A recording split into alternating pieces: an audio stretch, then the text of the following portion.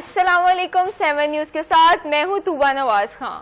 ناظرین، آج ہم بات کریں گے پیٹرول کی بڑھتی ہوئی قیمتوں کی، جو اب صرف ایک خبر نہیں بلکہ ہر شہری کے لیے سنجیدہ مسئلہ بن چکی ہے۔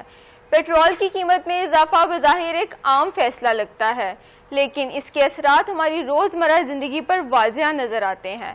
جب پیٹرول مہنگا ہوتا ہے تو سفر کرنا، کام پہ جانا اور یہاں تک کہ معمول کی زندگی گزارنا بھی مشکل ہو جاتا ہے۔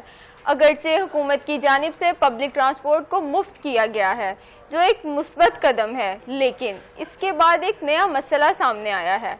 پبلک ٹرانسپورٹ میں رش اس قدر بڑھ چکا ہے کہ کئی لوگوں کے لیے سفر کرنا آسان نہیں رہا۔ خاص طور پر طلباء اور ملازمت پیشہ افراد کو گھنٹوں انتظار کرنا پڑتا ہے اور اکثر جگہ نہ ملنے کی صورت میں انہیں دوسرے ذرائع اختیار کرنے پڑتے ہیں۔ ایسی صورتحال میں لوگ لوکل رکشوں یا پرائیویٹ سواری کا سہارا لیتے ہیں، جہاں کرایہ میں واضح اضافہ دیکھنے میں آ رہا ہے۔ کئی جگہوں پر کرائے طے شدہ نہیں ہوتے اور بعض اوقات مسافروں کے لیے ضرورت سے زیادہ رقم وصول کی جاتی ہے، جس کی وجہ سے روزانہ کی بنیاد پر بحث اور پریشانی کا سامنا کرنا پڑتا ہے۔ لیکن ناظرین، یہ مسئلہ سفر تک محدود نہیں۔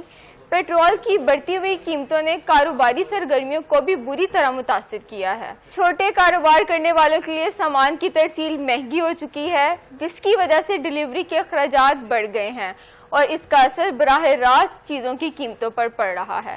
دکاندار اور تاجر اب دوہری مشکل کا شکار ہیں۔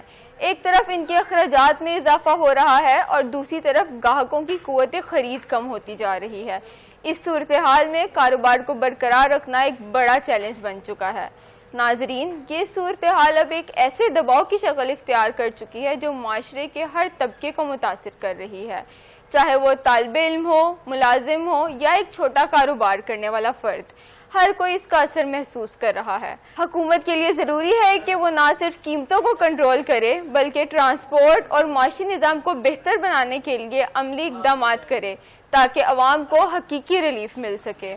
آخر میں یہی کہنا چاہوں گی کہ پیٹرول کی قیمتیں صرف اعداد و شمار نہیں ہوتی بلکہ یہ ہماری زندگی کے ہر پہلو پر اثر انداز ہوتی ہیں۔